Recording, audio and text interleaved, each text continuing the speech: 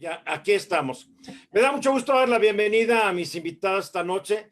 Kenia López Rabadán, mi amiga, lo tengo que decir, aunque muchas veces no pensemos igual. Kenia es senadora por el PAN y es la presidenta de la Comisión de Derechos Humanos de la Cámara de Senadores, aunque le duela a muchas, hay que decirlo. Me acompaña también Patricia Olamendi, una mujer que ha sido luchadora de los derechos humanos desde hace muchos años, décadas diría yo. Actualmente es la directora del Instituto de Justicia y Derechos Humanos. Y Claudia de Buen, que hay que decirlo, Claudia de Buen está rompiendo el techo de cristal porque va a ser a partir del año entrante la primera presidenta que en su existencia haya tenido la barra mexicana Colegio de Abogados. Felicidades a ti, Claudia, porque sí es romper un techo de cristal, y felicidades a las tres. Muchas gracias, muchas gracias. Sí, claro. ¿Cuántos años lleva de haberse establecido o fundado la barra? Mira, vamos a cumplir 100 años, bueno, yo no, la barra, el 22, en el año 22, el 12 de octubre, cuando yo sea presidenta, 100 años. Wow. Pues va a estar padre, ¿no? Oye, lo que está más padre es que tú vas a ser la primera mujer. Es que dices, no puede ser que en 100 años, pero menos puede ser que en los últimos 50, no puede ser que en los últimos 30, 20 o 10 no haya habido una mujer. La verdad, porque dice, sí, qué bueno, la primera en 100, pero es que la primera mujer debería haber estado, como va el desarrollo político de las mujeres, por lo menos desde la década de los 50, y ya, si me quiero ir mucho, de los 60, ¿no? Sí, fíjate que sí, la verdad es que ha sido muy difícil porque hay muchas resistencias. A la fecha hay muchas resistencias. Patti es nuestra Premio Nacional de Jurisprudencia, de creo que hace 3 años, ¿no, Patti? Y hay alrededor de, no sé qué quiero decirte, 25 o 30 premios, y es la segunda mujer que lo gana. Y este año lo ganó empatada Patricia Cursain, empatada con Cuauhtémoc Reséndiz. O sea, es increíble, ¿verdad? Que solamente 3 mujeres de las valiosísimas mujeres que tenemos en este país, juristas y no juristas, de todo, bueno, en este caso juristas, la tercera mujer apenas este año, y ha sido bien difícil. Bien difícil. Y Kenia, pues también es una senadora que ha roto muchos cielos de cristal, techos de cristal.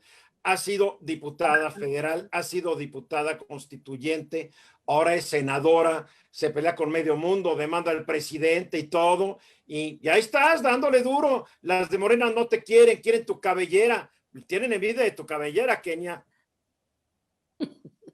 Gracias, Eduardo. Para mí es un privilegio esta noche estar, primero decirte que agradezco, más allá de todo, tu amistad. Llevamos muchos años ya juntos y efectivamente en muchas ocasiones no estamos de acuerdo, cosa que eso hace más bonita, digamos, esta amistad.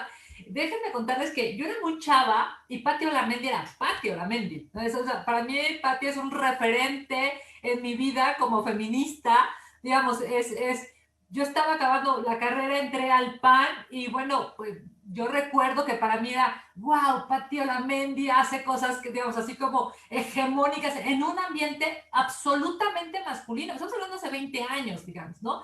Entonces, a mí me encanta que hoy esté la sociedad civil organizada, me encanta que tenga, digamos, esta área de, nosotros tenemos otros datos, porque es una, digamos, cuando abrevas información, pero además buena, la información que te da luz en esta discusión, eso es maravilloso. Y bueno, pues a Claudia, déjame decirles que Claudia y yo estamos en un colectivo nacional de mujeres feministas, y yo digamos, Claudia ha sido también, yo tuve la oportunidad de escucharla justamente por la barra hace algunos años en Chiapas, y me acuerdo muchísimo que cuenta sus historias personales, las de su despacho, las de su familia, y pues claro que ha tenido que romper muchísimos techos de cristal.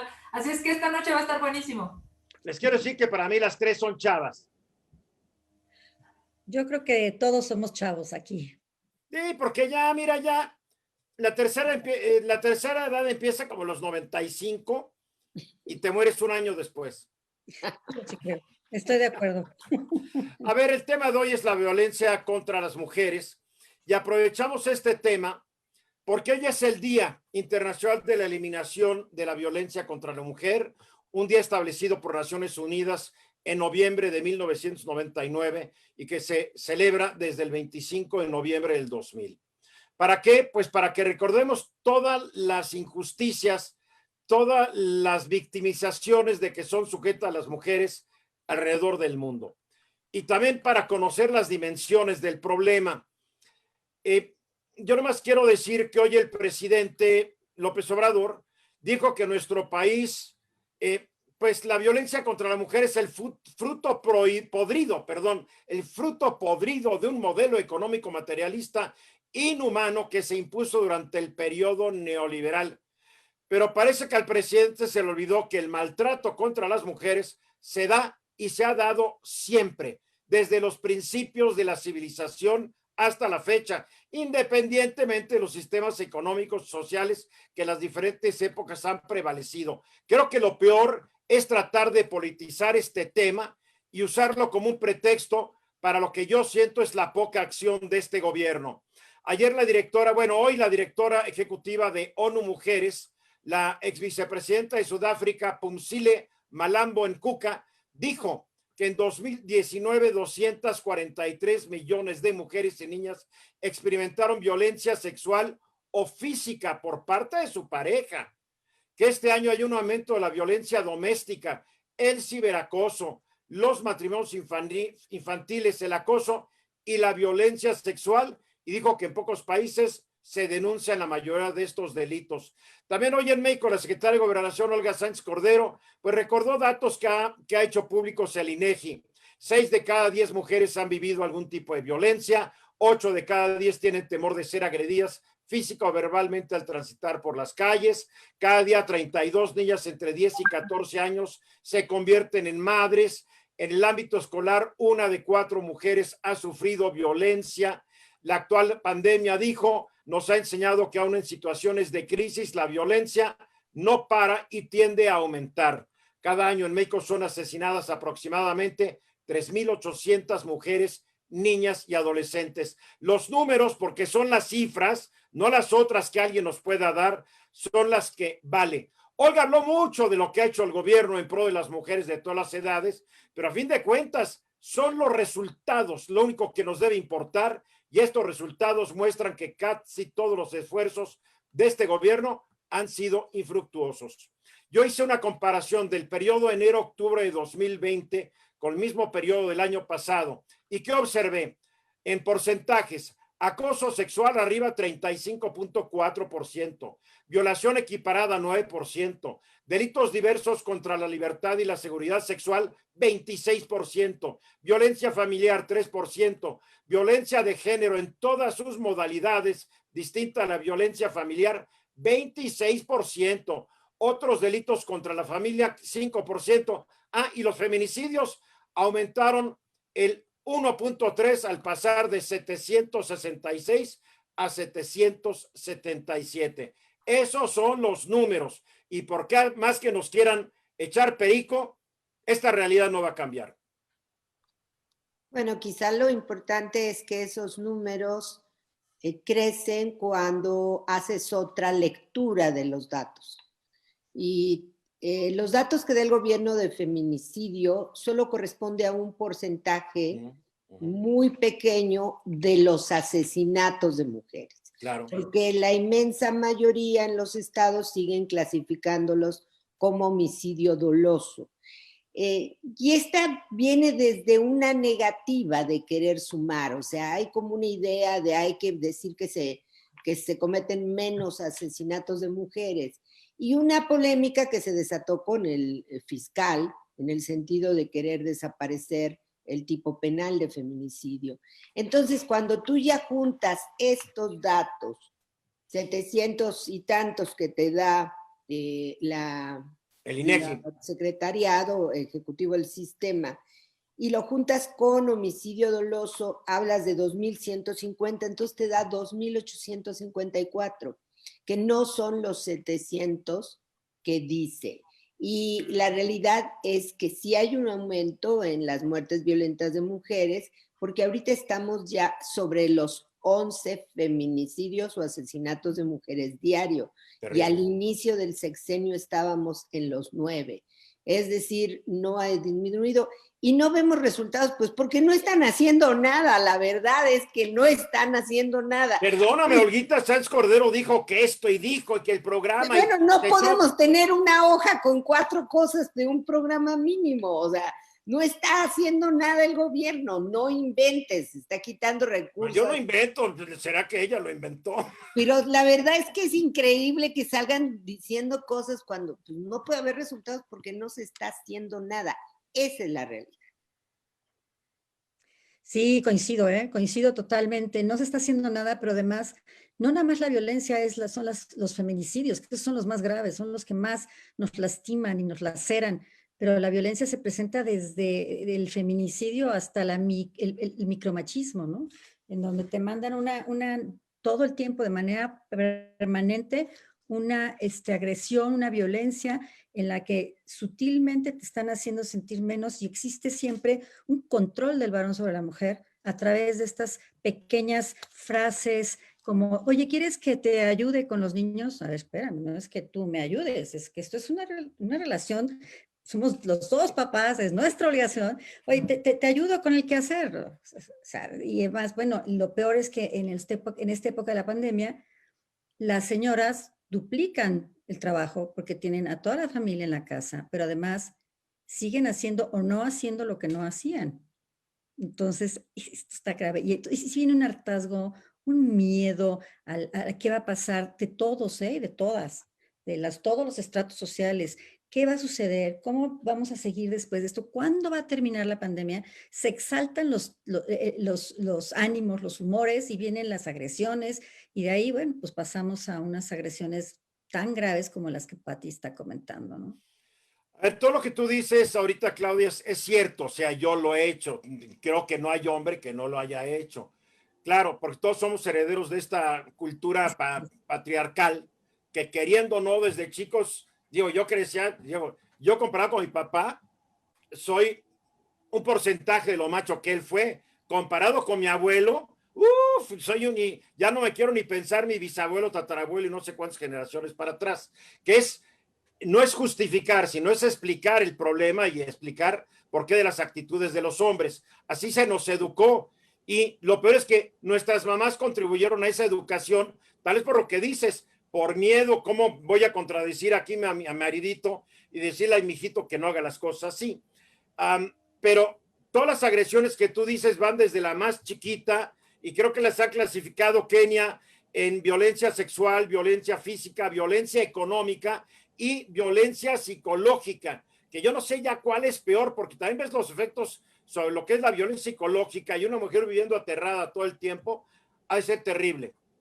Efectivamente, Eduardo, justo hoy sirve para visibilizar y decir, a ver qué está pasando, porque hay muchos tipos de violencia y todas son dañinas, todas, digamos, son lacerantes, todas tratan de disminuir a las mujeres en el ámbito, digamos, de sus posibilidades de desarrollarse. Fíjense nada más, la violencia psicológica es esa que no te deja marca, pero no te deja una marca física, pero te puede destruir la vida. Puede hacer que no te sientas capaz o fuerte de generar una empresa, de entrar a una escuela, de educar a tus hijos, digamos, en términos de como dices tú, ¿no? Las mujeres terminan cediendo porque están tan disminuidas que no son capaces de decirle, no, lo que está diciendo tu papá es un error, lo que está diciendo tu papá es violento, lo que está diciendo tu papá es misógino, lo que está diciendo tu papá es machista. Claramente hay muchos tipos de violencia y cada violencia es gradual. El extremo de la violencia, por supuesto, son los feminicidios.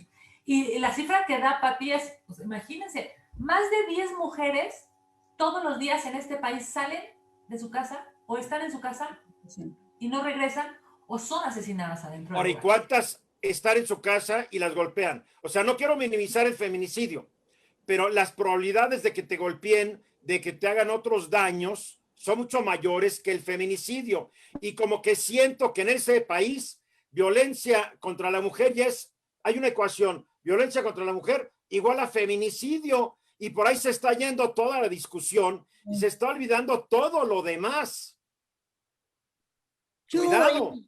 Hoy checaba precisamente un dato que me parece relevante, porque te dicen que ha aumentado la violencia sexual, la violación, el abuso sexual, que ya no debería de ser abuso sexual, debería de ser violación, porque cambiamos las leyes hace años.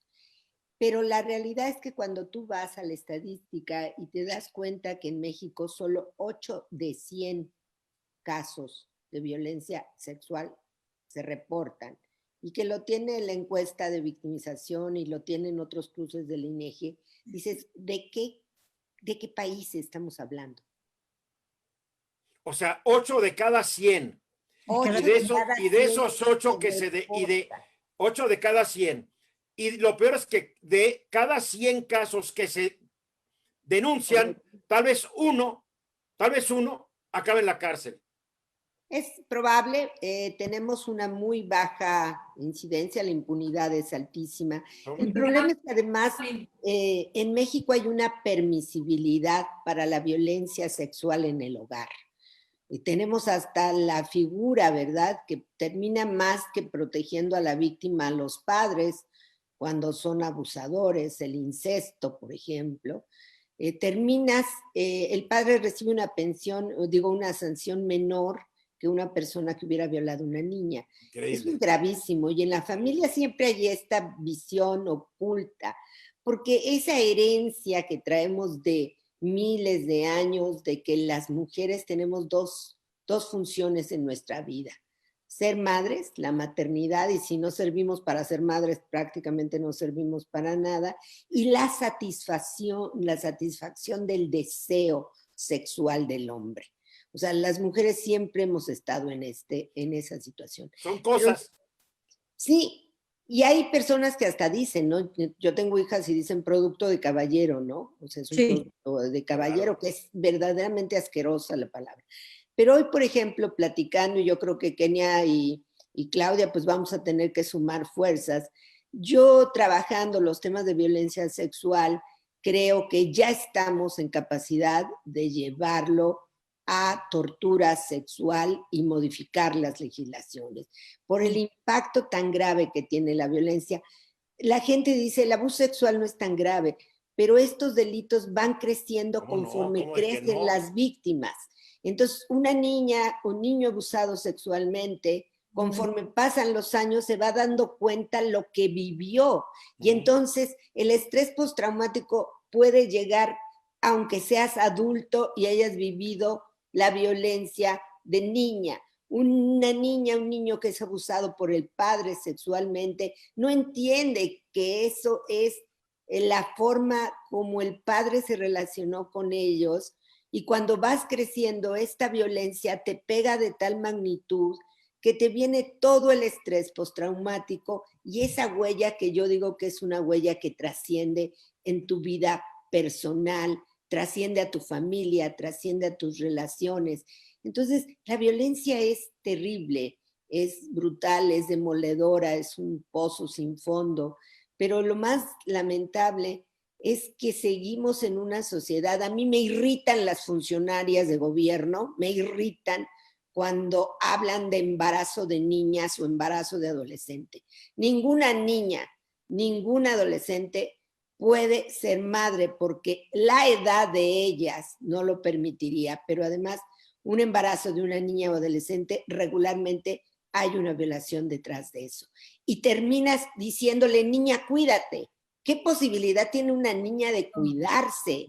Entonces, ese discurso de la prevención y la campaña y cuídate y demás, me parece ofensivo, grotesco, y es el programa, por cierto, emblemático que está teniendo el InMujeres en México, y a mí la verdad me parece que es seguir diciendo, bienvenidos los hombres adultos que tienen sexo con niñas. Y aquí el problema es que la niña no se cuidó. ¿Será que estos funcionarios y funcionarias siguen pensando a la antigüita y tampoco han evolucionado? Lo que tú decías, Pati, del estrés postraumático en niñas y niños, yo diría que también puede quedar en adolescentes y adultos, en mujeres adolescentes y adultas que sean víctimas de una agresión, de una violación, tiene que quedar ese estrés. Por eso siempre se me ha hecho absurdo que el castigo es, a ver, ya no lo vuelvas a hacer, violador, vete a tu casa y pórtate bien. Esto es casi, yo creo que es como un homicidio, porque le matas el alma a una persona. Yo creo que todo el peso de la ley debería ir sobre estas personas. Y quedan huellas que de verdad nunca se borran, porque es muy difícil, primero que acepten, a veces ni siquiera lo tienen claro, ni siquiera tienen digamos, la experiencia clara en la mente, de repente algo lo detona y se dan cuenta que fueron violentadas sexualmente, ¿no? A veces lo borran como una especie de autodefensa de la psique, ¿no? Entonces, y a veces no se entiende por qué una persona tiene un comportamiento agresivo, violento o demasiado introvertido. Yo no soy psicóloga ni cercano, pero en la experiencia que tengo de 40 años divorciando gente, me he dado cuenta de que la cantidad de violaciones que hay dentro del matrimonio, o mujeres que me dicen, bueno, es que yo fui abusada por el hermano de mi mamá o el hermano de mi papá o por mi primo. ¿Y qué pasó? Pues no, dijeron que nada, que ni modo, ya lo regañaron, pero bueno, y esa huella que te queda a ti, no hay manera. O sea, no hay manera de que se te quite, por mucho que lo trabajes, va a ser siempre un recuerdo que te va a lacerar el alma, ¿no? Entonces, sí es gravísimo el que nos consideren objeto sexual, el que nos consideren propiedad de, fíjate, hay una parte que yo una vez estudié, ¿por qué en el concubinato el hombre es concubinario y la mujer concubina? Porque concubinario significa el dueño de la concubina. Entonces, desde ahí tenemos este tipo de, creo que ya lo cambiaron en la ley para concubino y concubina, pero imagínate que tenemos este tipo de rezagos educacionales, culturales, que hasta en el mismo lenguaje viene incluida esta posesión que nos ha impedido a nosotras, a muchas de nosotras, bueno, no tanto nosotras, porque aquí estamos las tres, pero que ha impedido a muchas mujeres poder crecer, desarrollarse, pero sobre todo creer en sí mismas, creer que lo pueden hacer. Ahí está el primer problema, que no conocen ni siquiera a qué tienen derecho, cómo exigirlo, cómo lograrlo, cómo empoderarse. Eso es muy complicado, muy complicado. Es que la sociedad sigue dominada por el patriarcado. Pese a los avances de las mujeres, pese a las denuncias, pese a todo. Tú lo vives en el Senado, Kenia. La sociedad patriarcal, los hombres mandan, los principales cargos los tienen los hombres. A ustedes les dan los cargos que vamos a dar la Kenia a los derechos humanos, porque muchos están de decir, sí, los derechos humanos, porque hasta se burlan. Yo sé de legisladores que se burlan del concepto de derechos humanos. Sí. Y así es. Pero el poder, el manejo de los pesos y esto y aquello, lo siguen manteniendo los hombres en el poder político de México, ya no digamos en el poder empresarial. Hoy dije que de las principales empresas de México únicamente el 8% tienen un director general mujer, las otras, y en las 500 de la revista Fortune, 7% de las CEO son mujeres, el resto son hombres. O sea que hay una discriminación permanente, y cuando hay este fenómeno discriminatorio, obviamente los discriminadores, hombres, consideran a la mujer como una víctima potencial de cualquier otra cosa, ¿no?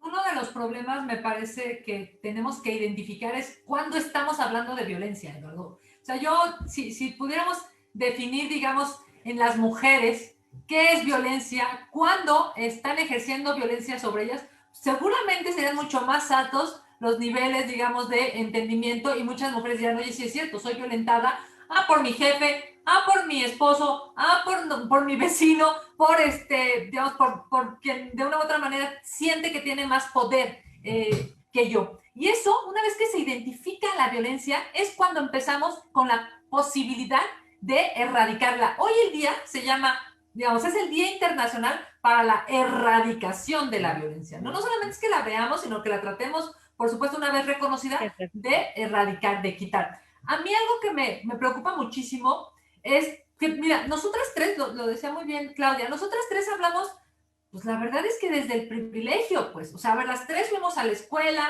las tres vivimos en una ciudad con servicios públicos, ¿no? Las tres tuvimos la posibilidad de estar, digamos, de tomar decisiones, pero hay millones de mujeres que estas cosas que acabo de decir no tienen a su acceso. ¿Por qué? Porque viven en un municipio donde no hay, digamos, condiciones para salir adelante, para estar empoderada, poner un pequeño negocio, para decidirse en su vida, ¿no? Hacer lo que quiera de su vida. Y eso es lo que necesitamos las que estamos, digamos, tomando decisiones, pensar en ellas. A mí me impresiona, yo tengo, digamos, muchas amigas en la política y hay muchas que me dicen, oye, pero por ejemplo, a mí las cuotas no me gustan, ¿no? Así es impresionante que tengas que litigar el tema de, por ejemplo, de cuotas o de paridad con legisladoras. Y les digo, oye, ¿por qué no? No, porque yo he llegado aquí, ¿no? Y además se siente, pues, Tú y yo nos hemos peleado sobre este tema en público, sí, yo no estoy de acuerdo, tú estás de acuerdo, pero hay puntos de vista y tarde o temprano se tiene que llegar a algo, ¿no? Y porque las mujeres que están hoy en el Senado o en la Cámara de Diputados son excepciones a la regla, Eduardo. La regla es millones de mujeres que lo primero que tenemos que hacer es empoderarlas, es que se sepan fuertes, libres, independientes, inteligentes. Es muy difícil. Todo suena muy bien. Ahí te van algunos datos y luego me dices cómo le van a hacer. Estos son datos de la Asociación Civil Acción Ciudadana Frente a la Pobreza. Cerca de 26 millones de mujeres no tienen ingresos propios. Solo 4 de cada 10 tienen acceso al mercado laboral. Solo 6% de las mujeres que trabajan ganan más de 12,000 pesos. 7 de cada 10 no pueden comprar lo básico con su ingreso laboral. Las que logran emplearse, 72% lo hacen en condiciones de precariedad de salarios. 62% sin seguridad social, ni contrato fijo, ni horario, y eso sí, con horarios rígidos, sin representación sindical. En Chiapas, 8 de cada 10 mujeres no tienen ingreso laboral suficiente. En Puebla, casi 8 también. Al menos 17 millones de mujeres no pueden trabajar porque no las dejan trabajar. La participación de las mujeres en el mercado laboral es del 43%. El desempleo siempre es más alto entre mujeres que entre hombres y más cuando empiezan las crisis. Según ONU Mujeres, la brecha salarial es del 30, entre el 15 y el 20%.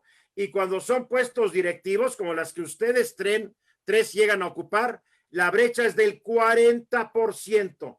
33% de las mujeres en México, pues, que son ninis, ahí están. O sea, ¿cómo se van a empoderar si no pueden ni comprar la canasta básica de alimentos? En donde México y mi columna dije, casi el 45% de los mexicanos ya no están comiendo bien y están desnutridos. O sea, el problema es muy grave. Cuando tú dices, hay que empoderarlas, me encanta, pero parece discurso político. Perdóname, amiga Kenia. Primero hay que hacer muchas otras cosas antes de que, estamos empoderadas. Primero, ¿cómo les damos de comer? ¿Cómo les damos primero acceso a un empleo bien pagado? Y ahorita hay muchos hombres seguramente, y a nosotros también. Vean la complejidad de es un broncononón. Bueno, pero además es importante dejar claro que el COVID y la crisis económica va a profundizar esas desigualdades. Claro. Y vamos a tener un retroceso que quizá nos lleve a las mujeres mexicanas a la época de los 70s, no de pensamiento como el gobierno, pero a una época en donde tendremos menos posibilidades de adelanto. Esta es una realidad, esto lo hemos dicho, lo acabamos de decir precisamente en la lucha por el presupuesto. El problema es que la mayor parte de las mujeres en pobreza que reciben 1 o 2 salarios mínimos, también son jefas de familia. Mantienen en promedio de 3 a 5 personas con esa precariedad. Y en esta época están perdiendo esos recursos o esos precarios ingresos.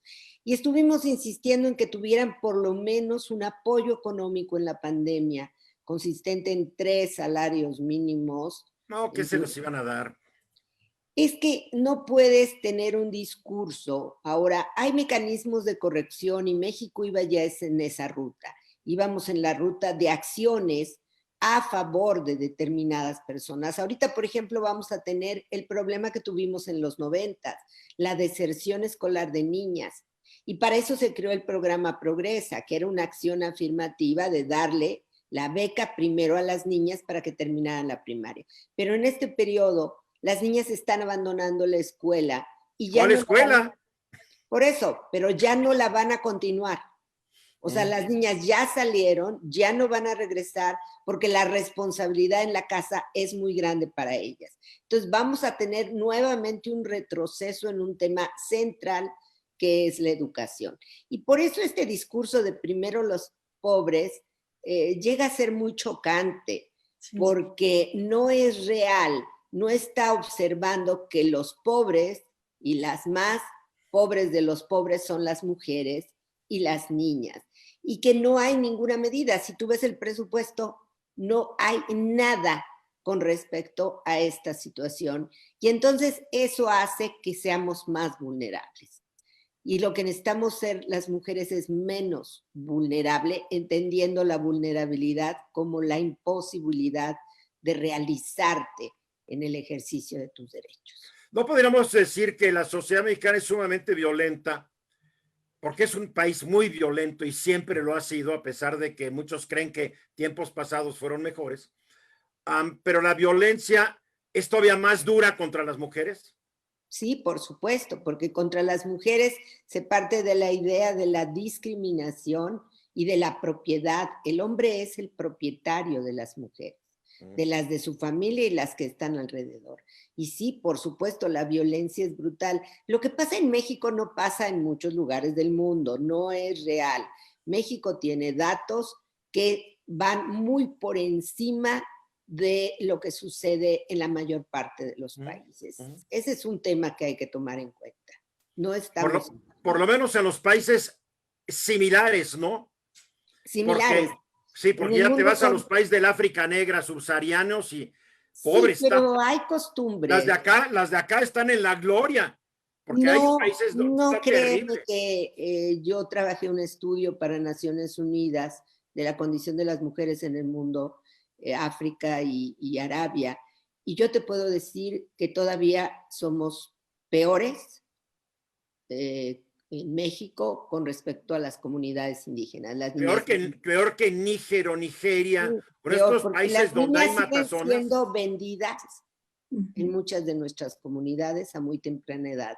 Regularmente son violadas primero por los padres. O sea, son condiciones muy dramáticas que más bien tenemos una situación de violencia extrema difícilmente comparable con otros países. Y tenemos la idea de que somos mejor, pero no lo somos. En México las violencias... No, yo decía que éramos menos peores. No, lo que pasa en México está fuera de toda posibilidad siquiera de compararse. Kenia, yo creo que mucho de esto empieza con los legisladores, porque por más que digan y discursen, tenemos leyes que no sé qué tanto las protejan a las mujeres, qué tanto garanticen su igualdad, y después, si no se cumplen, pues tenemos un problema también de los legisladores, que siempre se les olvida que hay ahí un poder judicial, pues que no se le dan recursos, hay un sistema educativo, pues que se le dan recursos y no supervisan bien. O sea, esto es un problema grave de leyes, de controles. Digo, estamos como, después de oír a Patricia, estamos como en el año 1800. A ver, sin duda es un tema de la administración pública. O sea, me refiero a no solamente del Ejecutivo, también del Legislativo y también del Judicial. O sea, cada uno de los poderes tiene que reconocer su, digamos, incompetencia ante una realidad histórica. Pero yo creo que el Ejecutivo y el Legislativo primero deberían aceptar que crónica y ancestralmente le han dado muy pocos recursos al Poder Judicial para poder satisfacer las necesidades de un país de casi 130 millones de habitantes. El número de jueces, el número de ministerios públicos comparados con los promedios mundiales son de risa. Ahí sí, en todos los legisladores, no, vamos a... Y el presidente, y el Poder Judicial sin un clavo, por favor. Mira, te voy a tratar, digamos, de poner una cerecita o una nota a cada uno de los poderes. Aquí está Claudia, que es litigante y que por supuesto nos podrá platicar en términos de la administración de justicia o en su caso de qué pasa con...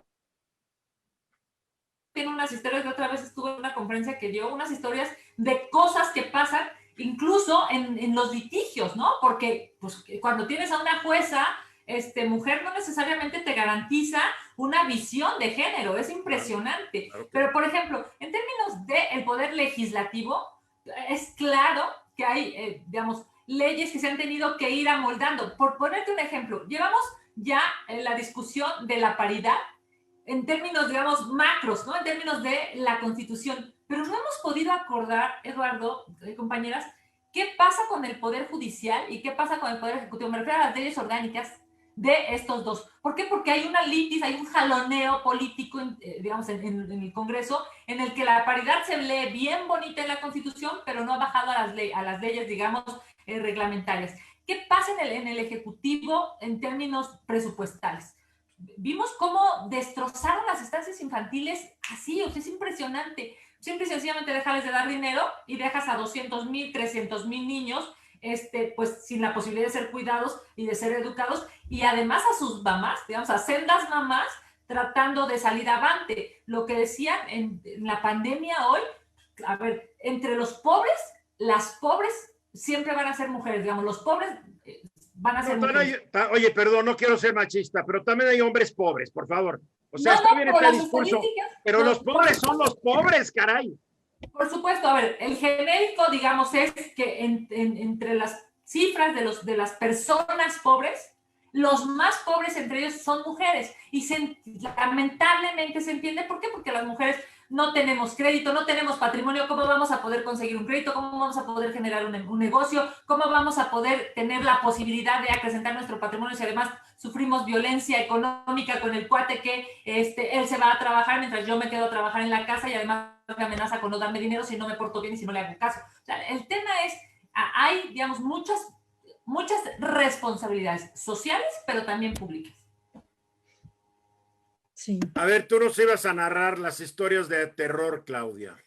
Bueno, las historias de terror son historias de lo que hemos vivido todas las mujeres en este país, que naces en una familia conservadora de alguna, digamos, en la que, por ejemplo, yo tengo 4 hermanos hombres mayores que yo y 2 hermanas mujeres, y entonces, pues en mi casa los reyes eran ellos, ¿no? Pues, se hacía lo que ellos querían y nosotras, no es que les tendiéramos la cama, porque ahí sí tampoco éramos tan tarugas, ni mi mamá nos lo pedía. Pero bien que le servían la sopita y el arrocito y el guisadito Mira, en la hora de la comida, ¿verdad? no, fíjate que en ese ¿no? sentido no. Bueno, Pero no sí eran tan conservadores. en el sentido de que, por ejemplo, había que, nos metió, mi papá entró a un club de golf y a los que llevó fue a ellos, a nosotras ni se nos preguntó, o sea, claro, estábamos todos metidos en el club de golf, pero los que jugaban eran ellos, o sea, ellos hacían como su clan de hombres, ¿no? Y las mujeres no podíamos, o sea, el deporte no era de mujeres, más que nadar, eso sí tenías que nadar, pero entonces te ibas a bailar hawaiano, ¿por qué no? O sea, nada más femenino y más ligero, y en cambio ellos pues jugaban fútbol americano, fútbol soccer, pero entonces se iban a los interjesuíticos con el Patria, etcétera. O sea, sí había una diferencia de trato muy, muy fuerte. Y también una diferencia, yo trabajo en un despacho familiar, mi hermano y yo, y mi padre que murió hace 4 años, y en el despacho familiar, pues a mí no me dieron de alta en el Seguro Social. ¿Por qué? Pues porque pensaron que yo me iba a casar y a tener hijas o hijos, que tengo hijas, y pues iba a dejar de trabajar. Y nunca, o sea, sí me casé, sí tuve hijas y nunca dejé de trabajar, nunca he dejado de trabajar. He trabajado desde los 18 años hasta la fecha sin parar. O sea, paré ahora que me dio COVID, ¿no? Y cosas así. Entonces, pero resulta que yo tengo 20, 22 años de no haber pagado mi seguro social, o sea, no haberse pagado, porque yo como socia pues recibo honorarios, bueno, reparto utilidades. Sí, pero no te dieron seguro social No. Y no tienes un fondo de retiro, como tal vez tu hermano sí lo tiene. Claro, él tiene Digo, una buena pensión, yo me quería prejubilar y claro. resulta que mi prejubilación pues, es infinitamente mayor, la mitad de lo que él le puede dar. Y en ese sentido, los sueldos, etcétera, pero no, a ver, quiero partir de algo. No se consideraba ni una injusticia, ni se consideraba, ni se hacía de mala fe. Se hacía en la absoluta creencia que Así es era. normal. Así Cuando era. tú levantas la mano y le dices, a ver, espérame, esto no está bien, ¿por qué yo no sé qué? Entonces te voltean a ver así como, ¿de qué hablas? ¿No? Ese es uno de los problemas. Fíjate, y ahorita que hablaban, que a mí me interesa mucho este tema, de hecho he dado pláticas estos 3 días de este tema, de cómo juzgar con perspectiva de género. Esto es algo que el Poder Judicial, tú ahorita hablabas del Ejecutivo y del Legislativo, pero el Poder Judicial tiene la obligación de conocer el contexto de las personas que están en el juicio, tiene la obligación de ir más allá en cuanto a las pruebas, cuando suponga, asuma o se deje ver la posibilidad de que existe violencia de género. Y no lo hacen, claro que no lo hacen. Yo demando el daño moral en los divorcios porque mis clientas son víctimas de violencia familiar, muchas de ellas, pero resulta que el juez te dice, no, eso demándalo por la vía civil, no me corresponde. Le digo, entonces la revictimizas. O sea, primero por la vía familiar demando el divorcio y la pensión y la compensación. Y después todas estas más pruebas las pongo en la vía civil para demostrar que ella es víctima de violencia y que tiene que compensarla por un daño moral. Y así unos dicen, sí, sí se puede. Yo mismo conozco de todo porque hay un artículo que obliga a los jueces a conocer de las dos causas, o sea, la civil y la familiar, si provienen de los mismos hechos y son las mismas partes. Y no se atreven, no quieren, no les interesa. No quieren o no saben. A ver, porque yo soy un convencido que el sistema judicial en México, el Poder Judicial, está totalmente descuidado. Yo he visto jueces que tienen 20 y tantos años y no tienen vida, pero ya están de jueces. Digo, muy jóvenes, que ser joven no es pecado, pero yo me imaginaría que para ser juez, un poco de vida no afectaría, ¿no? 35 años, si no me equivoco. Digo, 35 años. Después veo que muchos a veces no saben ni hablar bien. Dudo muchas veces de la capacidad que tengan académica, de los conocimientos y lo que se les exija de seguirse actualizando. ¿Por qué? Porque es un sistema quebrado. Yo las pocas veces que he estado en un juicio yo no sé qué más me deprime, el que pierda mi contrario o la mala, las instalaciones, el ambiente, lo mal que está el juzgado, que dices, híjole, en serio que sí estamos amolados, ¿no?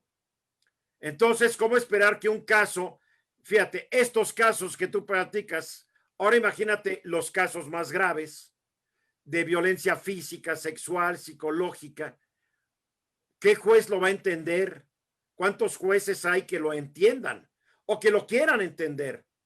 Digo, está canijo. Tiempo, porque tienen de 2,000 a 3,000 expedientes al año. Pues no pueden. Y no privilegian la mediación. No pueden.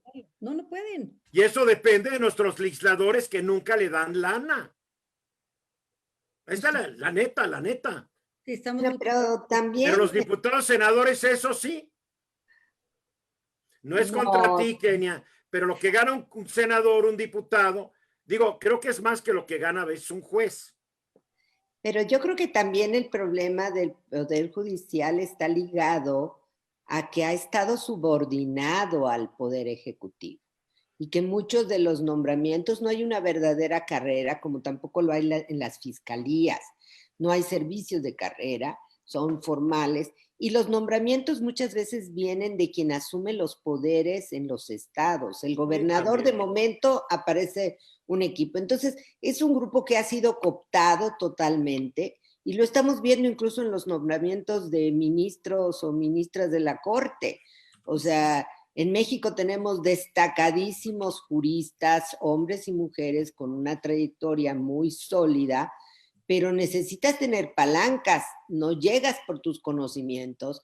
En los estados es vergonzoso porque habilitan a todo un tribunal que son regularmente amigos de los gobernadores en turno, y la gente que tenía un trabajo ahí, pues prácticamente queda fuera. Yo creo que tenemos un problema real, es que mientras el Poder Judicial esté tan cooptado por el poder político en turno, resulta casi imposible no tener un servicio de carrera. Y México podría tenerlo, igual los ministerios públicos. Llega un nuevo fiscal, corre a todo mundo y resulta que había gente excelente que tenía 10, 15 años haciendo su trabajo, pero no hay ningún aliciente para mantenerte realmente ahí. Pero todo surge de las leyes mal escritas o inexistentes. Yo siempre por eso digo, para mí el Congreso es fundamental, porque a ver qué pasó. Los gobernadores se despachan con la cuchara grande. A ver, lo vimos con el PRI, lo vimos con el PAN, y ahora lo vemos con Morena, y donde ha gobernado el PRD como el PRD y Movimiento. O sea, el problema es que sea el partido que sea, las cosas no cambian. Como que puede más la política y el interés político que el interés público. Los intereses personales que el interés de la nación. Entonces, ahora veamos ¿cuándo vamos a acabar con esta bronca? ¿Cuándo vamos a ¿Cuándo poder vamos aspirar? a tener instituciones? Ese es el problema. ¿Cuándo vamos a tener instituciones? Y yo creo que después de que concluya este sexenio en 4 años más, creo que la aspiración de las instituciones todavía serán muy largas, porque no estamos viendo ese esfuerzo, estamos viendo un esfuerzo nuevamente de captación política y de control político de los mecanismos que deberían ser independientes. Entonces, creo que estamos perdiendo, es una falla, es un déficit muy grande. ¿Cómo lo ves tú, Kenia? Porque tú eres parte del aparato. A ver, yo sí creo que han llegado partidos y se han ido, incluyendo a todos, y no ha habido un cambio trascendente. No. Pero también estoy convencida de que había avances, Eduardo, que hoy se están perdiendo. A ver, hay programas sociales que claramente tenían indicadores que generaban, digamos, que de la pobreza hubiera movilidad y la gente tuviera la posibilidad de que tu hija fuera a la escuela, de que tu hijo pudiera tener una beca, de que tú tuvieras algún tipo de programa. Que yo sepa, este gobierno ha dado becas para estudiantes y ha dado todo eso. Espérame, también. La diferencia es que antes se medía. ¿Sí me explico? O sea, tú necesitas generar programas que midan y que te generen mejores condiciones. A ver, pero está bien, pero yo entiendo, tú le vas a dar un cariz político, te entiendo, pero no es la función de este programa. No, porque ahora resulta que el PAN hizo cosas muy bien y el PRI hizo cosas muy bien y estábamos avanzando y llegó López Obrador y es un desastre. El desastre siempre ha existido, querida Kenia. Por favor, estás hablando de migajitas que dieron. No voy a litigar contigo eso porque, digamos, la premisa mayor tienes razón. Pero lo que es un hecho es que estamos dando pasos para atrás. A ver, yo no puedo entender que hoy, habiendo una legislatura de la paridad, o sea, senadoras y diputadas, la mitad casi somos mujeres, y los presupuestos están de terror. O sea, me refiero a, hoy el Instituto Nacional de las Mujeres está... Oye, te quiero decir que las finanzas públicas están de terror. La economía se ha desplomado, aunque en el papelito diga que vamos a crecer el 4.3 y que el gobierno, a ver, Pemex está quebrado, CFE está quebrado, chupan el dinero como si fueran aspiradoras de estas nuevas ciclónicas. Ustedes aprobaron todas estas cuentas en el Congreso. Digo, el país está quebrado, estamos en una crisis. Si bien nos va, tal vez nos caigamos el 8 o 9%. Yo estoy viendo una caída del 11-12%. Las finanzas públicas no están recibiendo dinero. Ya viste, ya se anunció y Best Buy se va en diciembre. 41 tiendas cierran y así como esta, han cerrado miles de negocios que no van a pagar impuestos ya. Mucha gente está ganando menos dinero, no va a pagar impuestos. O sea, yo entiendo, si muera el presidente, ok, pero la pandemia no la trajo el presidente. El presidente administró mal la pandemia, que es otra cosa. Pero ve, en Estados Unidos se gastaron $3 billones en la primera fase y siguen en crisis. O sea, y no es para defender al presidente, pero hay que ser justos y hay que ser honestos. Pues no hay dinero. Ahora, es que es increíble, la oposición ahora quiere que haya mucho dinero cuando no hay dinero. No, nada más quiero que el dinero que esté se ocupe para buenas cosas. Es lo único que pido, no pido más, no pido que aparezca. Híjole, yo quisiera saber cuánto se gastó en una guerra contra el narco el presidente de tu partido. Porque ese dinero se podría haber invertido en cosas más inteligentes. Y quisiera saber cuánto nos gastamos en la década pasada. En la enciclomedia de Fox, cuánto nos gastamos, miles de millones. O sea, no hay gobierno que se salve. Perdóname, yo he vivido un poquito más que tú. No hay gobierno que se salve. Ya lo dijo Patricia también, que digo, no vamos a ningún lado, no hemos ido a ningún lado. No, y ahora menos. Mira, las mismas acusaciones que ustedes hacen, antes las hacía López Obrador, las hacía el PRI. Es lo más divertido de ver a los políticos mexicanos. Es la rueda de la fortuna. Mejor vamos viendo qué hacer. La misma denuncia que yo hice, la hizo López Obrador hace 13 años. Por eso la van a tirar a la basura. No, A ver, solamente para que veas cómo no es lo mismo, como es el dicho, no es lo mismo ser borracho que cantinero. ya pierdan el tiempo haciendo más cosas constructivas, por favor. Este país ya que denuncia al presidente, sabiendo que no va a llegar a ningún lado la denuncia. Mejor hagan propuestas. Debería llegar a algún lado. Lo que yo creo mis políticos son propuestas realistas de lo que se puede y no se puede hacer. Yo creo que Claudia, que está en el litigio, tal vez sabe más cosas de las que se pueden hacer. Patricia, que lleva años en esto, tal vez, si no ha perdido la fe, también tiene más idea de lo que se puede hacer. Los políticos están en la grilla.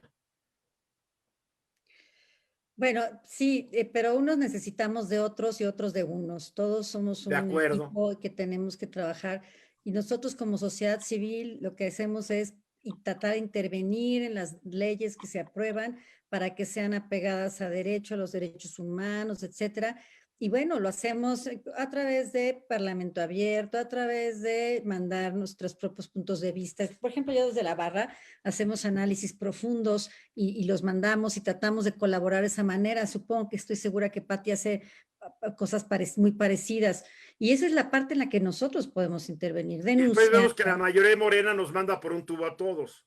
Bueno, siempre nos han mandado por un tubo a todos, pero específicamente ahora los partidos. Lo que digas o dejes de decir, ¿no? Porque pues ellos ya lo hicieron y traen traen la idea que ellos han trabajado y pase lo que pase, pues eso es lo que se va a aprobar, ¿no? Pero yo creo que la situación es tan grave, yo creo que estamos ya en una crisis, en una emergencia nacional en lo que es el maltrato a las mujeres. Muy grave. Desde el feminicidio hasta la discriminación más pequeña. Algo se tiene que hacer para empezar a atacar, si no todos los problemas, algunos de ellos. Se le han entregado cuando ingresó recién electo el presidente, Amalia García y yo, que somos dos mujeres que provenimos de la izquierda real, cuando había izquierda en este país, le llevamos al presidente una propuesta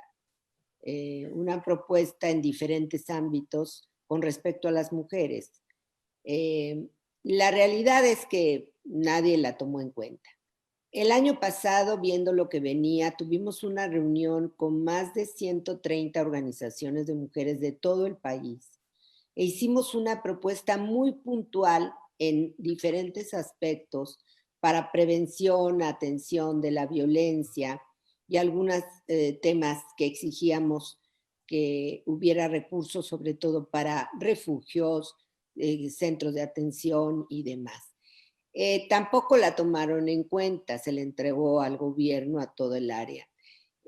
Yo creo que la sociedad civil estamos obligadas, porque vivimos en este país y queremos seguir viviendo, claro, a tratar de buscar que exista realmente el bien común. Es decir, estamos obligadas porque queremos que nuestro país funcione y funcione mejor. Y cuando a veces criticamos los programas del presidente, lo hacemos con una preocupación de fondo, y es que no se trata de regalar dinero, se trata de construir una sociedad más equitativa y que los recursos tengan reglas claras, pero que además exista objetivo. ¿Qué quieres lograr con ese dinero? Si lo que quieres es que las niñas terminen una educación, bueno, entonces vamos a construir. Si lo que quieres es que existan mejores condiciones para las escuelas, tenemos que ponerlo. Como decía Kenia, que se pueda medir todo y tener objetivos medibles. Sí, porque es parte de una exigencia social. O sea, cuando decimos puede haber un retroceso, bueno, se ha construido de alguna u otra manera lo que se llaman las reglas de operación de los programas, los indicadores por resultado. Por cierto, legislado, es una obligación de Hacienda que deben de existir indicadores de los programas. Lo que observamos es un retroceso en términos de lo que se había avanzado en el gasto, porque hoy en día estos programas del presidente son tan generales, tan grandotes, que dicen todo y no dicen nada. Entonces no sabemos si realmente de jóvenes construyendo el futuro, cuántos de estos jóvenes van a lograr salir adelante con ese programa. No lo sabemos, ni no cuántos arbolitos han plantado y cuántos se han muerto. Exactamente. Entonces, no hay información transparente. Y también a una cosa que es muy importante, los ciudadanos tenemos derecho a decidir hacia dónde van los recursos. En México se nos ha congelado a los ciudadanos para ir a votar solamente, pero eso es una parte. Si tú vas a cualquier elección en cualquier lugar, simplemente cruza la frontera, pues verás que el día que es tu elección, te llega un paquete enorme de boletas que te dicen, y votas por si pasa el freeway, y votas por si va el parque. Ahí sí hay consulta popular, no aquí como México, que fue una ley para que no hubiera consulta popular. Exactamente, entonces tiene que existir cada vez una participación porque yo sí quiero saber, porque yo pago impuestos como muchos lo hacemos, sí quiero saber cómo se emplea ese recurso y cómo se ve. Y lo otro es que hay temas que nos preocupa que el gobierno no ponga en blanco y negro. O sea, a mí me parece una falla muy grande de un gobierno que no te diga, mi programa, en este caso de violencia, es en 2 años voy a tener 6 fiscalías más, en 4 años voy a tener 2 juzgados, en 5 años. Eso no lo puedes tener porque nadie lo ha escrito en la administración pública. Y la misma reforma que están hablando del Poder Judicial, yo todavía no entiendo cuáles son los objetivos. Nadie entiende que se quiere y no, ese es un problema, ese es un problema. Grave. Y entonces no tenemos información y más bien estamos regresando a una época de oscuridad que teníamos antes, en donde ni siquiera podíamos pedir, oye, ¿me das por favor la información? Ese es el problema, que ya ni siquiera la podemos pedir, ¿no? Bueno, es que la bronca que tenemos al presidente, que no le gusta el Instituto de Acceso a la Información. Dice que no hace nada. Digo, y el presidente que habla de la información, estamos viendo que su gobierno cada día manda más asuntos a la reserva, por cosas de seguridad nacional, supuestamente. Pero esto urge, y sí urge, porque ¿cuántas mujeres están matando todos los días, Kenia? 10. 10. Vamos a ir hablando de lo mismo cuando estén en 15. Porque este país, como del gallo gallina, damos un pasito para adelante, 2 para atrás, 3 para adelante, 5 para atrás, porque yo leo mucha historia de México, como yo imagino, porque hay muchos libros allá atrás de ustedes. Kenia no, ella es el arte. También sé que lees mucho, pero la historia de México es una historia de gallo gallina. Empezamos a consolidar algo y zápales, le damos en la torre. Y sí me preocupa que dentro de unos meses, hola, ¿cómo estás, Claudia? Felicidades, ya eres la presidenta de la barra. Hola, Patricia, ¿cómo vas? ¿Y tú qué pasó, Kenia? ¿Ya cambiaste de cuadro? Oye, estamos en 15 muertas diarias. ¿Qué se puede hacer? Sí, está muy bien. Porque yo empecé hace muchos años hablando sobre las muertas de Juárez.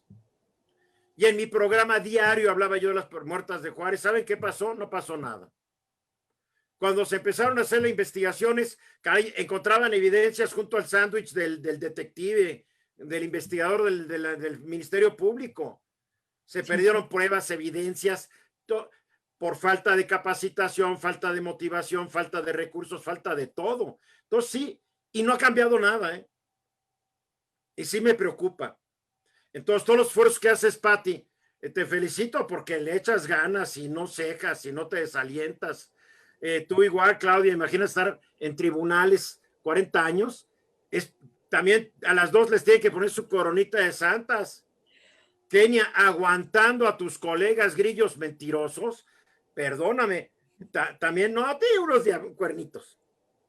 Déjame decirte nada más un tema. Perdóname, Claudia. El tema es que ni siquiera se reconoce el problema, Eduardo. O sea, a ver, es increíble. ¿Cómo es que no? Hoy lo reconoció la Secretaría de Gobernación, le dedicó minutos hablando del problema y de todo lo que han hecho, el programa este y el programa aquello, el programa, pero yo vi los números y de nada han servido. Quiero hacer nada más 2 referencias históricas en este gobierno. Órale. Más allá de que podamos, por supuesto, coincidir con que habrá cosas que seguramente irán a mejorar en este sexenio. Pero solamente 2 cosas. En su informe, el presidente de la República dijo que habían bajado los feminicidios. Entonces, no es cierto, es una mentira. Y que lo diga además es verdaderamente preocupante. Bueno, lo peor del informe es que él dijo, te voy a interrumpir, eso no fue lo peor. Lo peor es que él dijo que nomás que ya habían bajado, que que todos los delitos iban para abajo, pero que los únicos que habían aumentado, que eran homicidios y no sé qué, y se le olvidó abajo del reporte, donde estaba toda la violencia familiar, todos los abusos sexuales, eso no lo vio, porque yo creo que al presidente le molesta hablar del tema, porque como es conservador, una violación tiene tales connotaciones sexuales y no le gusta hablar de eso. No lo entiendo, la verdad, perdón que te interrumpiera. No tienes razón. Nada más, hoy, 25 de noviembre, Día Internacional para Erradicar la Violencia en contra de las Mujeres, le preguntan algo que era lógico que le tenían que preguntar, y es si las causas de los homicidios dolosos son las mismas causas que los feminicidios. Y dice que sí, claro que no. O sea, lo que yo no entiendo es cómo, a ver, la Patti, que muchas compañeras de la lucha feminista, ¿no? Se consolidaron y hoy tienen poder, o sea, hoy son mujeres empoderadas con presupuestos muy amolados, por cierto, pero tienen poder. ¿Cómo es posible que no le hayan podido nunca transmitir en 10, 20 años que llevan, digamos, en su movimiento, el tema de las mujeres? No, se ve que no lo quiere aprender, se ve que no lo quiere aceptar, se ve que hay como una cerrazón en el tema de las mujeres. No, que digan que las mujeres en México son maravillosamente bien tratadas, pues es que no he escuchado las historias. Pati acaba de decirlo, a ver, a las niñas se les vende en las comunidades, se les vende. Entonces, aquí está la niña, dame dinero. A las niñas se les viola. Hay una realidad que el presidente de la República no acepta. Y yo, o el que sea, quítale el partido y quítale el nombre. Que el primer mandatario, ¿no? El primero que tiene que obedecer, no pueda reconocer un problema, pues entonces se vuelve muy difícil construir políticas públicas, presupuesto y un andamiaje legal para que eso se pueda mejorar. Pero es parte de la mentalidad del presidente. El presidente tiene una concepción de país, él lo ha visitado, le ha dado la vuelta 3 veces. Él tiene una concepción muy romántica de lo que es este país. Cuando él habla de que nuestra cultura y la cultura de los grupos originarios, si hay grupos que discriminan y fastidian a las mujeres, son esos precisamente.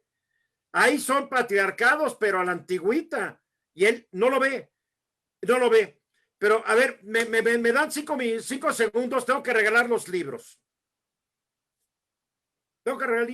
Con estos van a ser 680 libros que he repartido de aquí de mis libreros desde septiembre. Porque no, Claudia, es que ya van a pedir divorcio.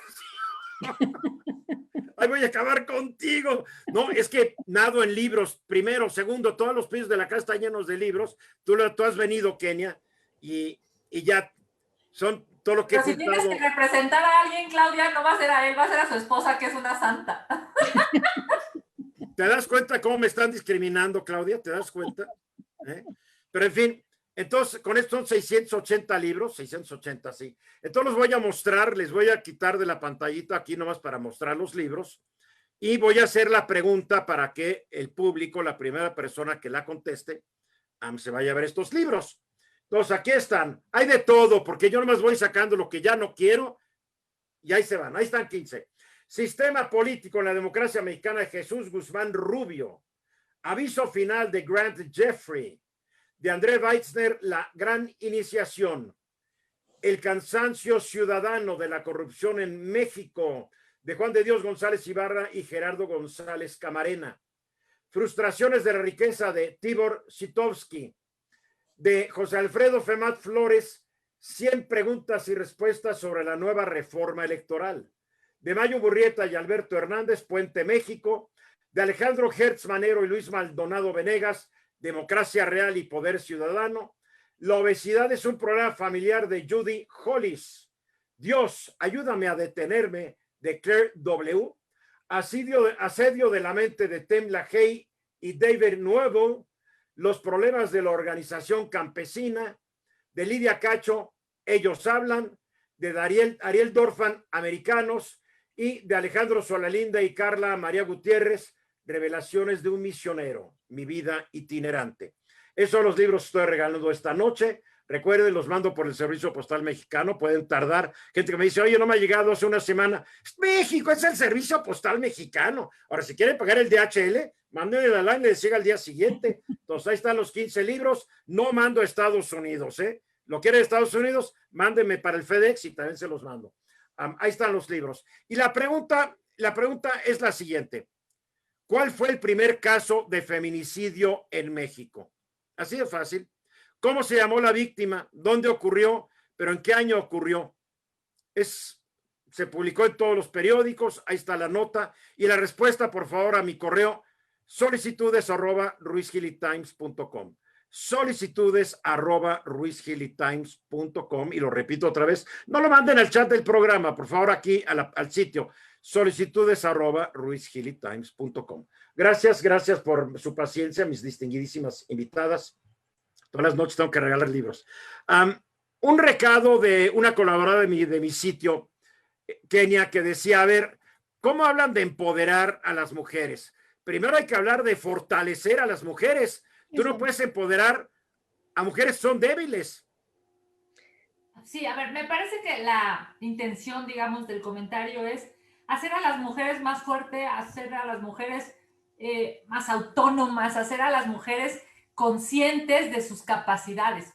Es bien difícil, Eduardo, pero esto, como decía yo en un principio, es transversal. O sea, no hay mujeres que económicamente, digamos, tienen una vida desahogada y son absolutamente sumisas, digamos, a las decisiones patriarcales en su casa.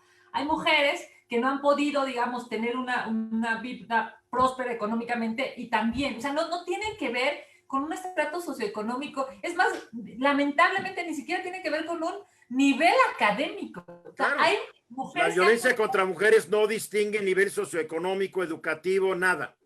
Claro, y sí, el tema es hacerlas fuertes y puedes hacer fuerte a la señora en Tinguindín, Michoacán. O sea, me refiero o aquí en Ya lo dijiste, hay que hacerlas fuertes primero, fuertes. Claro, porque ese es el tema de fondo. Cuando tú te sientes menos, cuando tú te sientes débil, o sea, sientes que alguien es capaz de poderte faltar al respeto, poder tocarte, poder violarte, poder golpearte, poder ofenderte todos los días, poder minimizarte, es porque... O tenerte el chantaje del dinero, que hasta para ir al súper hay que pedir permiso, ¿no? Porque sientes que alguien es más poderoso que tú. Ese es el tema. Entonces, cuando tú dices, a ver, espérame, tú no eres más poderoso que yo, ¿eh? O sea, a ver, tú te vas a trabajar y cobras en una quincena, pero yo aquí me quedo a limpiar. Pero ¿cuántas mujeres, cuántas mujeres, si se ponen tan giritas como tú estás diciendo, les va a ir en feria? Hay que ser realista. Mira, yo les doy el caso de mi mamá. Mi mamá era una gringa que llegó a México en el año 38 a pintar. Imagínense, tenía 22 años y así de aventurera, sola vino a México para meterse a la Escuela Nacional de la Esmeralda y aprender a seguir pintando porque su vida era pintar.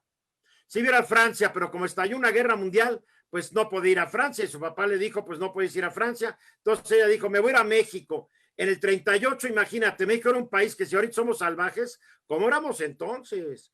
Y mamá llega, una mujer muy moderna para su época, atleta, deportista, nadaba, se echaba clavados de plataforma, bla, bla, bla, montaba caballo, etcétera. Conoció a mi papá, un Latin lover de Chiapas, muy galán y muy guapo, tú has visto las fotos, Kenia, y el amor. ¿Y cómo acabó esta mujer libre, liberada, liberal, independiente? Acabó siendo una mujer sumisa, ya dejó de hacer ejercicio, porque como ya lo dijeron, en México las mujeres no hacían ejercicio en aquella época, totalmente controlada por mi papá.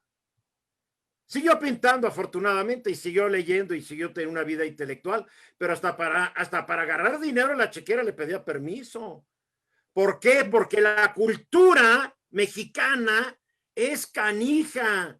Entonces me encanta oír hablar a Kenia y esto y aquello, pero estamos combatiendo un patriarcado milenario, porque también tenemos que pedir perdón no solamente a los españoles, también a los que estaban aquí antes, porque los que estaban aquí antes de que llegaran los malos de España también eran patriarcados y a la mujer la trataban de la fregada, por más que quieran decir que Netzahualcóyotl era muy bueno con sus esposas, ¿no?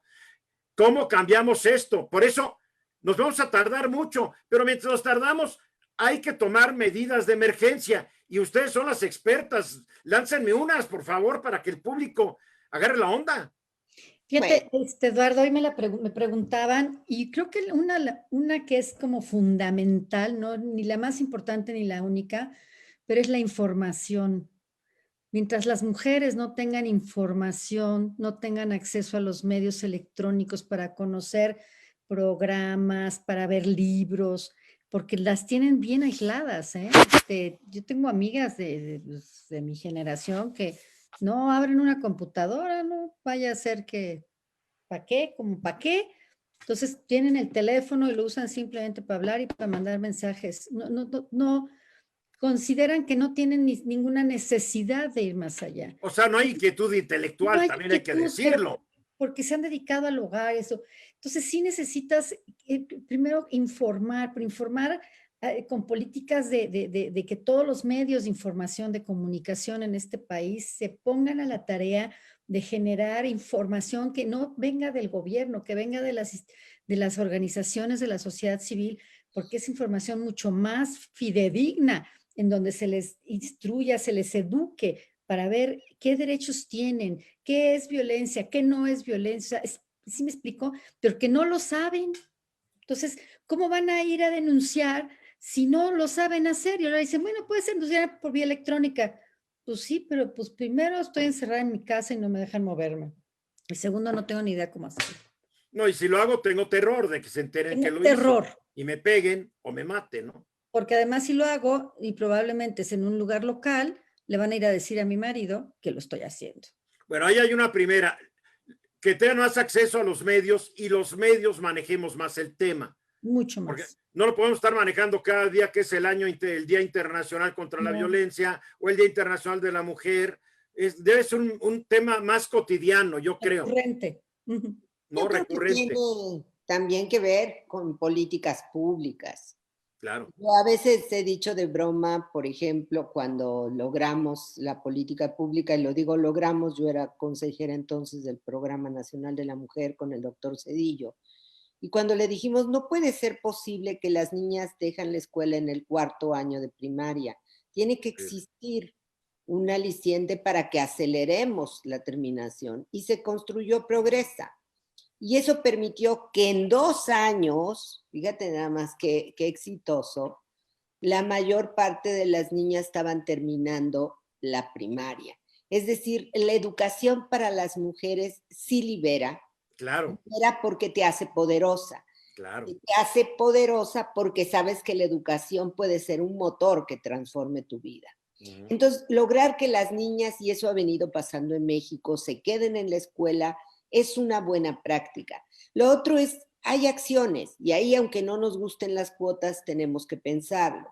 Hay acciones para que determinadas niñas, tenemos un déficit, por ejemplo, de las niñas que no van a las carreras técnicas, porque desde la casa les meten el rollo de mejor dedícate a los servicios y a esto y allá. Pero si empleamos recursos para que las niñas vayan a las carreras técnicas, también viene otro empoderamiento, porque ellas se sienten entonces ya capaces de transformar cosas y estamos hablando ya de un cambio en su vida. Ya no va a ser lo que hizo su madre ni lo que hizo su abuela, va a tomar el destino. La educación es un trampolín, ¿verdad? Que no cuestan y puede ser que no estemos de acuerdo en esta mesa, no tienen un costo, pero tienen un impacto en la vida de las mujeres. Me refiero, por ejemplo, a ser dueña de tu cuerpo, a tomar tus decisiones sobre tu cuerpo, porque esto parece muy sencillo, pero las mujeres nunca hemos sido dueñas de nuestro cuerpo. Legislan qué pasa con nosotros, cómo pasa, qué sucede, alguien nos toma, alguien nos... No solamente eso, Pati. Te mandan a la cárcel por decidir algo. Hazme el favor. Ese es el problema. Esos conservadores del PAN. No, pero mira, yo creo que en el fondo no se ha entendido lo que es el derecho a decidir. Correcto. Todo el tema queda simplemente señalado en si abortas o no abortas. Pero el derecho a decidir es decidir sobre tu cuerpo, ser propietaria de tu cuerpo. Y eso implica que otros no tengan que decidir sobre tu cuerpo. Correcto. Y esa es una inyección intravenosa de empoderamiento. Porque cuando tú te sabes propietaria de tu cuerpo, las cosas cambian. Los hombres quizá no lo entienden porque su cuerpo siempre les ha pertenecido, pero a las mujeres no nos ha pertenecido. Entonces, Sí, desde la mujer que esta noche no quiero, ¿cómo que no quieres? Pum, pum, pum. exactamente, Quieres, ¿no? porque todo Ahí es empieza. impuesto. Yo no puedo decir no. O sea, cuando logramos que se sancionara la violación en el matrimonio, fue un acontecimiento muy grande porque pensaban que no lo íbamos a lograr. Pero el saberse poseedoras de su cuerpo es un tema central. ¿Cuántas mujeres han denunciado violación en el matrimonio? Bastantes. Qué bueno, qué bueno. Pensábamos que no, pero sí se ha dado. La otra es tener control sobre recursos económicos. Este es un tema central. Mientras las mujeres no tengamos el control, incluso sobre nuestros recursos económicos.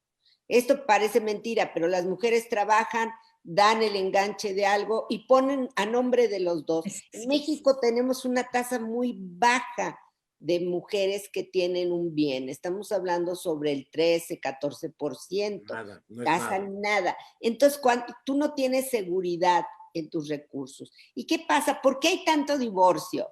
También hay que decirlo, porque las mujeres ya trabajan, ya reciben un ingreso y toman una decisión. Si yo ya me mantengo y puedo mantener a mis hijos, ¿para qué quiero vivir con este hombre que es un agresor y no participa? Claro. Tienen más divorcios. Entonces, en México las mujeres sí hemos venido cambiando. Nos faltan algunos aspectos. Y el otro es que el gobierno tiene que generar desde un discurso es muy poderoso en la política. Un presidente que hubiera salido diciendo no les voy a tolerar a ningún hombre, ninguna forma de violencia y de una vez se los dejo claro que va a caer. Bueno, ese es un discurso que genera confianza. No lo vas a oír de aquí hasta diciembre del 2020. Ya lo sé, pero si tienes un presidente que te dice no sean chismosas, no estén inventando, no rompan vidrios, está bien que estén enojadas, pero no rompan vidrios. ¿No? Sí, pues él tomó postpetroleros, bueno, no rompan vidrios, no esto. Pasa una cosa increíble, pero entonces tú ya te volviste una persona negativa para el grupo social. Entonces, los mensajes en política son importantes. ¿Que ha venido cambiando los medios? Sí, yo te puedo decir que a mí cuando creamos la figura del hostigamiento sexual en el 89, que fui diputada, en las entrevistas me llegaban a decir que por qué odiaba a los hombres. Oiga, ¿y usted por qué odia a los hombres? Y luego me llegaban a preguntar y me mandaban mensajes y decían, esa vieja está bien fea, por eso está pidiendo el hostigamiento, porque ha de ser una quedada jodida. Y yo no llegaba ni a los 30 años cuando fui diputada. Entonces, bueno, yo recuerdo en esa época, algunos legisladores decían, y si paso esta ley ya no le voy a poder pegar a mi vieja.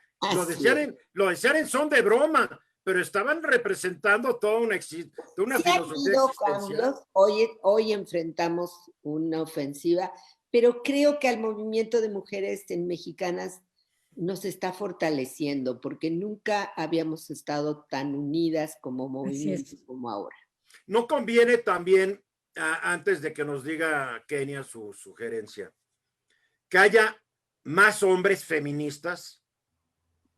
Yo concibo el feminismo de que tiene que haber igualdad absoluta entre un hombre y una mujer, empezando desde las mismitas oportunidades para ambos sexos, y de ahí para arriba. Es un feminista, porque se dicen feministas, pero mi esposita no sale. Estoy de acuerdo que tengan todos los derechos, pero hasta ya no eres feminista. Desde el ejemplo que dieron, ¿no? Que los muchachos no levantan el tiradero, lo tiene que levantar la hermana o la mamá. Eso, aunque los muchachos sean muy modernos, digan que son feministas, no lo son. Yo creo que también se tiene que tener una mayor conciencia entre los hombres de lo que es el verdadero feminismo. Y vaya, cuesta mucho trabajo adquirir esa mentalidad. No es fácil. Pero sí se puede, Eduardo. Claro, no, yo sé, mira, yo soy un buen ejemplo de cómo he ido cambiando. Kenia me conoció hace unos años. ¿A poco no he ido cambiando, Kenia? No, tiene que haber más conciencia entre los hombres también.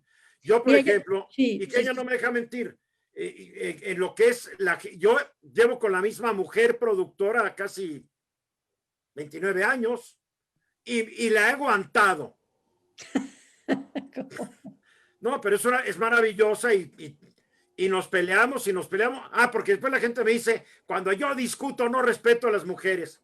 Cuando yo discuto no estoy hablando con una mujer ni con un hombre, yo estoy discutiendo y estoy discutiendo contra una idea, que es otra de las formas de antifeminismo que hay en este país. ¿Por qué le hablas feo a Kenia, Eduardo? Y el que está defendiendo a Kenia es un macho mexicano que cree que Kenia no se puede defender sola. Así la veo. ¿Qué más hay que hacer, Kenia? Mira, yo le he apostado al tema de la paridad en el poder. Digamos, desde que supe que iba a ser senadora, yo venía de ser constituyente de la Ciudad de México y la verdad es que habíamos logrado una muy buena negociación con todos los demás grupos parlamentarios. Entonces yo dije, en el Congreso lo que sigue, porque además obviamente veníamos a una legislatura paritaria y dije, lo que sigue es este tema. Pues haz de cuenta que yo llegué así literal el primer día de sesiones con mi iniciativa en mano y llegué a que me la firmaron todos los grupos parlamentarios. La verdad es que yo sí creo que las mujeres en el poder va a llegar un momento, no necesariamente, por cierto, ahora en este quiebre. Yo misma les he reclamado a las mujeres hoy poderosas que están en muchas ocasiones calladitas,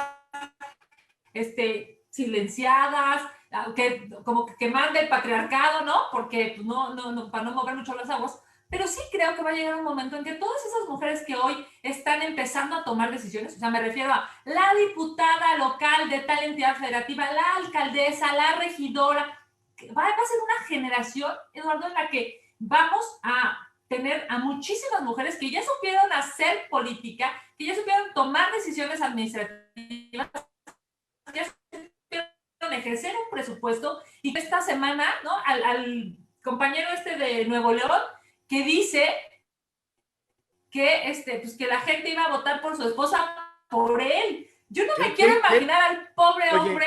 Pobre Nuevo León, con ese imbécil en Nuevo León, y el otro que le dice a su esposa, tápate las rodillas, el de Movimiento Ciudadano, que daba pena ajena. El cuate comiendo el pollo, que no sabe ni que ella se inventó la servilleta, ¿verdad? Lo veías ahí, el pollo, y a la esposa, muy guapa, por cierto. Yo vi ese video y dije, qué simpática esta chica. Y te ves muy mal, tú eres mía, tú eres de mi propiedad, no enseñes ni las rodillas. Dije, esos son los que quieren controlar el poder en Nuevo León. Pobre Nuevo León, o tal vez se lo merezca Nuevo León, no lo sé. No lo sé. Déjame decirte, y con eso concluyo, me parece que las mujeres, en tanto más poder tengamos, ejerzamos más poder, vamos a tomar mejores decisiones en función de la gente y en función de las mujeres, porque algo que es real es que hoy, por ejemplo, se discuten temas que no se habían discutido antes, ¿no? Pati, lo hemos visto, o sea, había el mismo argumento que yo ocupé en la administración, se ocupó 3 años antes, 6 años antes, 9 años antes, 12, son los mismos, son los derechos de las mujeres, ¿no? A mí, tengo un compañero que la verdad es que aprecio muchísimo, un gran abogado, y me dice, es que ¿por qué las cuotas, Kenia? En Nueva Zelanda, lo platiqué en el programa, Nueva Zelanda, no existe paridad. Dije, sí, no creo, nada más que las mujeres de Nueva Zelanda votaron 60 años antes que las mujeres mexicanas. O sea, no podemos quedarnos en en ese rezago. 60 años, yo rogaría, pues, ¿no? Que pues, hagamos la brecha un poco más estrecha y que podamos aspirar a tener los mismos derechos que las mujeres en Nueva Zelanda. Y en su caso, bueno, ojalá. Y que una primera ministra de ese país que brincos diéramos por tenerle aquí, ¿no? No, bueno. Y cuando hablaban de la educación como manera de prosperar, yo me acordé de Margaret Thatcher, era química. La Merkel es también creo que química. Son mujeres científicas, porque aquí mencionaron carreras tecnológicas, creo que Pati, tú lo dijiste. Es una liberación la educación. Se tienen que educar más. A ver, ya vamos a concluir. Ya llevamos 1:30. Podríamos seguirnos, pero a ver, pequeña conclusión de 2 minutos cada quien. Claudia. Bueno, yo nada más reiterar que para mí la información igual a educación, igual a empoderamiento, igual a considerar las mujeres que tienen derecho y que tienen lugares. Segundo, tener un lenguaje incluyente, y no porque nos haga falta, sino porque eso visibiliza a las mujeres que hemos estado de alguna manera invisibilizadas. ¿Sí? Y tercero, inclusión de las mujeres en puestos de trabajo, inclusión de las mujeres en políticas públicas, inclusión de las mujeres en temas académicos. O sea, las mujeres tenemos que tener más espacios para poder hablar, expresar y que entonces otras vean que se puede, que sí se puede llegar. Veamos a Kenia, ¿no? Es una gran senadora, una luchadora, una mujer feminista con enorme trayectoria a pesar de ser joven. A Patti tiene toda una súper trayectoria. Y otra cosa que te quiero decir, nada más yo para cerrar en mis 30 segundos o 20 segundos o 10 que me queden. A mí me han empoderado más los hombres que las mujeres. Eso para mí ha sido bien interesante. Los que me han llevado, los que me han impulsado han sido más hombres que mujeres. No voy a decir lo que iba a decir porque me van a decir que soy un macho mexicano, mejor no lo digo.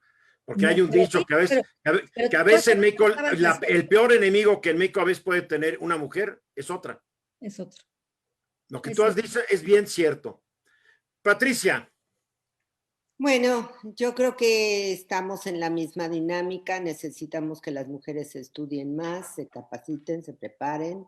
Por supuesto que las medidas como la paridad es otra inyección intravenosa de empoderamiento, porque muchas mujeres podrán llegar a espacios de poder y eso es necesario. Necesitamos romper los techos de cristal en el mundo laboral y acabar con el hostigamiento sexual, porque eso es un obstáculo en el mundo laboral, y que las mujeres puedan realmente ganar lo mismo por trabajo del mismo valor. Entonces, es un tema importante el mundo laboral, pero también necesitamos acabar con la violencia. La violencia te impide, es un obstáculo, te mete en una camisa de fuerza, hace imposible que te desarrolles. Y yo creo que tú decías, si los hombres, yo creo que los hombres se tienen que hacer cargo de la violencia. Y yo ya me niego a decir mujeres asesinadas, no. 11 hombres matan todos los días a una mujer, ¿sí? Terrible. 43,000 hombres mandaron a los hospitales a la mujer. 20,000 hombres violentan brutalmente a su pareja o a su esposa cada mes. O sea, son los datos que nos enteramos. Son lo que nos enteramos, pero creo que hacerse cargo de la violencia, porque si no sucede eso, ni como sociedad avanzamos, ni tampoco avanzamos, y vamos a seguir teniendo las relaciones familiares que tenemos. En verdad, como abogadas, yo creo que Claudia, Kenia, yo nos hemos dado cuenta que en los últimos 20 años se transformó el núcleo familiar, porque las mujeres ya no están dispuestas a continuar la violencia. Qué bueno. Y eso es muy importante. Entonces, sí ha habido un empoderamiento, tiene que haber una transformación, pero también las mujeres tenemos que exigir que nuestros derechos sean respetados, porque nos costó mucho, por las vías que sean necesario hacerlas, porque seguramente pasaremos a otras acciones en lo jurídico y demás, pero tienen que ser respetados. Y puede ser que al presidente no le guste hablar de estos temas, pero él gobierna para todas y todos. Y por lo tanto seguiremos exigiéndole un comportamiento como jefe de Estado, por lo menos de aquí a los 4 años que nos faltan, ¿verdad? Gracias. Correcto, muy bueno.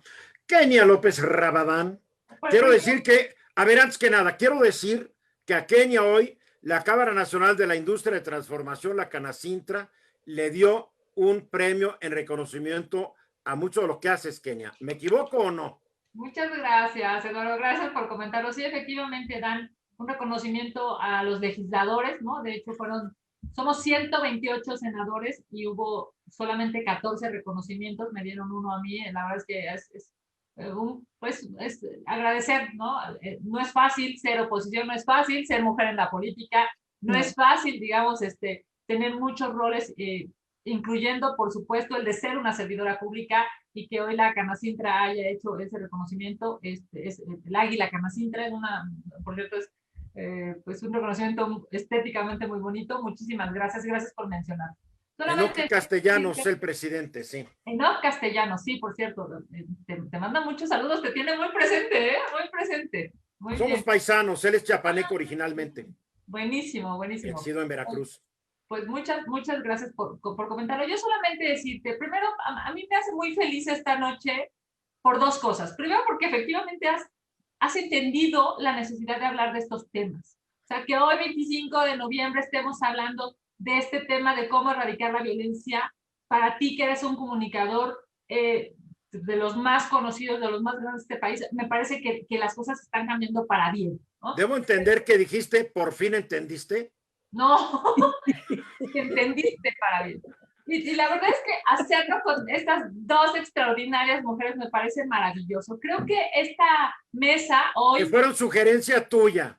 Déjame decirte que yo las respeto mucho ambas. Son mujeres absolutamente talentosas y hay que aprender. Todos los días seguramente aprendemos de las circunstancias de la vida, pero ellas dos para mí son un referente. Hay una necesidad de acompañamiento. Esos lazos que tienen los hombres, esos lazos de pasarse el poder y de pasarse los cargos y de pasarse incluso las administraciones de las empresas. Llevamos 300,000 años haciéndolo. Yo lo sé. Es algo que las mujeres también debemos de aprender, ¿no? Aprender con H también, o sea, de tomarlo. Y ser solidarias. Claro, porque son lazos que nos van a ayudar a poder ser empáticas con tu vecina, empáticas con la señora que está en la esquina, probablemente con sus hijos pidiéndote ayuda económica, de ser empáticas con la persona a lo mejor que tiene más edad en tu casa, esa empatía que necesitamos entre mujeres para poder reconocer en la otra muchos talentos y por supuesto reconocer esa capacidad. No podemos, digamos, no podemos pedir, ¿no?, lo que nosotras mismas no reconocemos. Yo estoy convencidísima que verlas a ellas, platicar contigo hoy es un gran día porque es que el país está cambiando. Hay muchas cosas por hacer, seguro. Hay muchas cosas que nos faltan desde la administración pública, seguro. Pero vamos en el camino correcto. Y vamos a hacer más programas de estos. Yo se los ofrezco. Ustedes son las de las ideas. Ustedes con que todas tienen mi celular, todas tienen mi WhatsApp. Eduardo hace un programa de esto. Y no solamente aquí, lo podemos hacer en el estudio de los sábados en Fórmula y podemos hacer entrevistas en Fórmula. Se pueden hacer muchas cosas. Tú lo sabes, Kenia. Muy bien. Creo que ¿Cuándo asumes tu cargo como presidenta, Claudia? Son 2 años, de febrero 25 del año que entra, 2 añitos. O sea que justamente dentro de noviembre, diciembre, justamente en 3 meses. Exacto. Estaremos hablando. Bueno, 25 tenemos fiesta. Claro que sí, con cubrebocas y no importa. Ya estará mi solicitud para que me des mi... No, está la vacuna. ¿No vieron que nos dijeron que la vacuna iba a estar en diciembre? Ah, no, después dijeron que en enero. Ah, no, después que en marzo. Ya no sé ni cuándo, pero en fin. Híjole, pues ojalá que esté en enero o diciembre para que hagamos una buena fiesta. No lo creo, pero la haremos eventualmente. Claudia, mil gracias. Pati, mil gracias. Kenia, mil gracias. Un abrazo, Kenia. Un abrazo. Quiero decir que ya Ale Mora ganó los libros. Dice, el primer caso fue el 29 de junio de 2010 de Mariana Lima Buendía, pasante en Derecho, llama de casa de 29 años, quien fue encontrada en la casa donde vivía con su esposo, un policía ministerial, en Chimalhuacán, Estado de México. Y la tragedia es que hasta la fecha el caso no se resuelve. Sigue impune. Bueno, pero bueno, no vas a, ay caray, no has pasado 10 años, qué exigente eres. Qué terrible, qué mal habla de nuestro país esto. En fin, felicidades a Ale Mora, felicidades a ustedes tres. Ha sido un privilegio mío tenerlas aquí en mi diálogo nocturno y haremos más de ellos. Mil gracias, buenas noches, ya a dormir con los angelitos. Gracias, Pati, Kenia, Eduardo, gracias. Gracias, bye.